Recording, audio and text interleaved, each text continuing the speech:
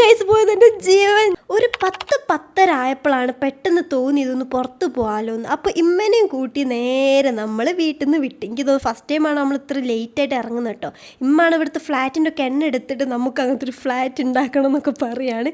അപ്പം ഇമ്മ പറഞ്ഞു എപ്പോഴും നമ്മൾ ഈ സ്റ്റേഡിയത്തിലേക്ക് എന്നല്ല പോകുന്നത് മാറ്റി പിടിക്കാൻ ചോദിച്ചു. ഇപ്രാവശ്യം ക്യൂൻസ് നോക്കിയപ്പോൾ ക്യൂൻസ് വെയിലത്തെ ആ ഷോപ്പുകളൊക്കെ ക്ലോസ് ആണല്ലോ ഗൈസ്. അത് നമുക്ക് അറിയില്ലായിരുന്നു. അപ്പോൾ ഞാൻ നേരെ വന്ന് ഇവിടുന്ന് ഐസ്ക്രീം കഴിച്ച് ഇമ്മ നൈസിൽ കടലയും കഴിച്ചിട്ടു. ആ ചേട്ടൻ പറഞ്ഞപ്പോൾ നമുക്ക് അപ്പന്നെ ചൂടോടെ ഉണ്ടാക്കി തന്നു. പിന്നെ നമ്മൾ ഓരോ കുറ്റങ്ങളൊക്കെ പറഞ്ഞ് കടലിൽ തിന്ന് നടന്നിട്ടു. അപ്പോഴാണ് ഉമ്മ പറഞ്ഞത് ഉമ്മക്ക് ഇങ്ങനെ ആകാശത്തിലേക്ക് ഇട്ടിട്ട് കടല കഴിക്കാൻ കഴിയുമെന്ന് പറഞ്ഞ് കാണിച്ചിരുന്നു. പക്ഷെ ചീറ്റിപ്പോയി ഗൈസ്, നടന്നില്ല. പിന്നെ അമ്മ വേസ്റ്റ് ബിന്നിലേ അതിൻ്റെ കടലാസ് ഇടുള്ളൂ പറഞ്ഞ് ലാസ്റ്റ് ഒരു വേസ്റ്റ് ബിൻ എന്നെ കണ്ടുപിടിച്ച് അതിലേക്ക് തന്നെ ഇട്ടിട്ടുമ്മ. പിന്നെ ഒരു 11-11:30 ആയപ്പോൾ ഞാനും ഉമ്മയും അവിടെ നിന്ന് നൈസിൽ വിടാമെന്ന് വിചാരിച്ചിട്ടോ. അപ്പോൾ നേരെ വീട്ടിൽ പോകാതെ ഒന്നുകൂടി നമുക്ക് ആ സ്റ്റേഡിയത്തിൻ്റെ സർക്കിൾ പിടിക്കാമെന്ന് വിചാരിച്ചിട്ടോ. ഇപ്രാവശ്യം സർക്കിൾ കൂടി രാത്രി ഇത്തിരി ലേറ്റായിട്ട് ഞാനും ഉമ്മയും അങ്ങനെ പോയി. സ്റ്റേഡിയത്തിലാണെങ്കിൽ രാത്രി അതൊരിക്കലും അറിയത്തില്ല, കാരണം അത്രയും ആൾക്കാർ പറഞ്ഞു, അത്രയും വണ്ടികളും ആൾക്കാരും ഇട്ടുള്ളത്. അതുകൊണ്ട് എനിക്ക് ഭയങ്കര ചടപ്പ പുറത്തൂടെ നടക്കാൻ. പക്ഷെ ഞാനും ഇവിടെ നടന്ന് ചെറിയ ഷോപ്പ് കയറി നമ്മൾ മോമോസ് കഴിച്ചിട്ട. പിന്നെ നേരെ നമ്മൾ അങ്ങോട്ട് വീട്ടിലേക്ക് എത്തിയപ്പോൾ എനിക്ക് തോന്നുന്നു 12:30 ആയി ഗൈസ്. വീട്ടിൽ വന്നിട്ട് ഞാൻ മിക്കിനെ അയച്ചിട്ടു ഗൈസ്. ഇതാണ് അവസ്ഥ. ഞാൻ കഴിച്ചു വെച്ച് ലോലിപ്പോപ്പൊക്കെ അത് കഴിക്കുന്നതാണ് പരിപാടി. റബ്ബേ